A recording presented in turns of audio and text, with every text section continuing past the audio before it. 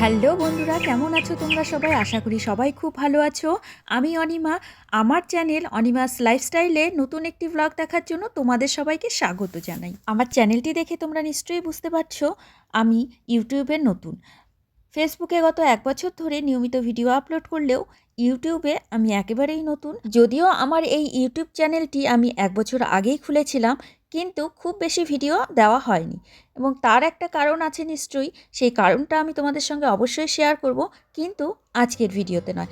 আজকের ভিডিওতে আমি কি ভিডিও এই চ্যানেলে পোস্ট করব, আমি কি কাজকর্ম করি সেসব কিছু তোমাদের সঙ্গে শেয়ার করব। আমার এই চ্যানেলটিতে তোমরা কি ভিডিও দেখতে পারবে সেটা একটু আগে জানিয়ে দিই। আমার এই চ্যানেলটিতে তোমরা মেকআপের ভিডিও, শাড়ি ফ্যাশনের ভিডিও, কুকিংয়ের ভিডিও, আমার ডেইলি লাইফস্টাইল ভিডিও সব কিছুই দেখতে পারবে। বর্তমানে আমাদের সমাজ অনেক শিক্ষিত, অনেক উন্নত, তবুও আমরা প্রায় সবাই জানি একা একটি মেয়ে জীবন সংগ্রাম করে মাথা উঁচু করে বেঁচে থাকাটা একটু কঠিন কাজ।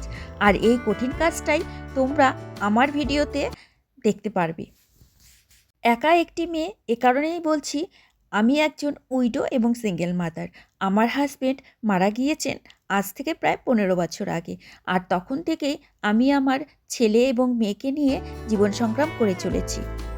আশা করছি আমার পোস্ট করা ভিডিওগুলো তোমাদের সবার ভালো লাগবে এবং তোমাদের মনে একটা জায়গা তৈরি করে নেবে। এতক্ষণ ধরে তোমাদের সাথে অনেক কিছু শেয়ার করে ফেললাম। আমার গলার ভয়েসটা শুনে হয়তো তোমাদের একটু অন্যরকম মনে হচ্ছে। আমার প্রচণ্ড ঠান্ডা লেগেছে এবং ভয়েস দিতে আমার একটু কষ্টও হচ্ছিল। যাই হোক, কষ্ট হলেও ভিডিওটা আপলোড করব বলে মনে করেছি, তাই ভয়েসটা দিলাম।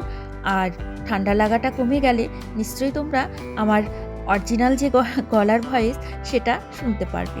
তোমাদের সঙ্গে গল্প করতে করতে সকাল থেকে আমি অনেকগুলো কাজ করে ফেললাম। তারপরে চলে এসেছিলাম রান্নাঘরে এসে দেখলাম আমার একটু সবজি বাড়ন্ত। ঘরে শুধুমাত্র বাঁধাকপি আর পেঁয়াজ পড়ে আছে, তাই ভাবলাম ঘরে যা আছে তাই দিয়ে সিম্পলভাবে লাঞ্চটা সেরে নেব।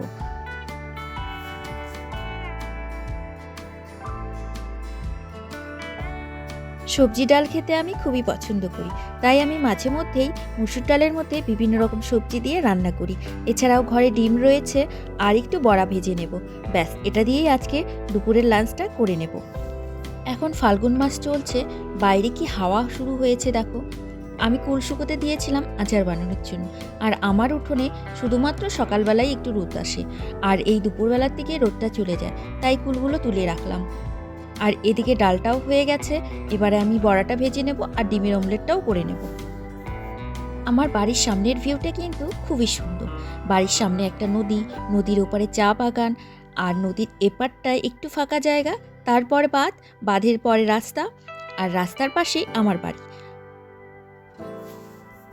এর পরের ভিডিওতে আমি অবশ্যই চেষ্টা করব আমার বাড়ির সামনেটা খুব ভালোভাবে তোমাদেরকে দেখিয়ে দেওয়ার। দেখলেই তোমরা বুঝতে পারবে কতটা সুন্দর জায়গায় আমার বাড়ি। আমার ডিমের অমলেট ভাজা দেখে তোমাদের হয়তো মনে হচ্ছে আমি কিছুই পারি না।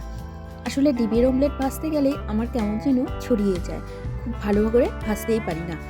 যাই হোক, ডালটা সম্বার দেওয়া হয়ে গেল আমার। এরপরে আমি স্নান খাওয়া দাওয়া করে নেব।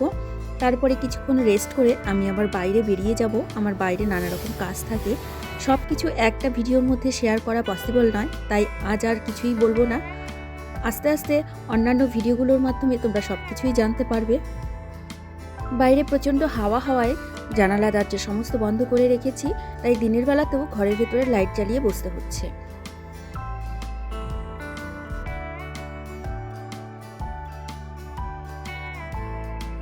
বাইরের কাজ সেরে বাড়ি ফিরে এলাম। এখন প্রায় রাত 8টা বাজে, 8টা কি 8:30টার মতো হবে।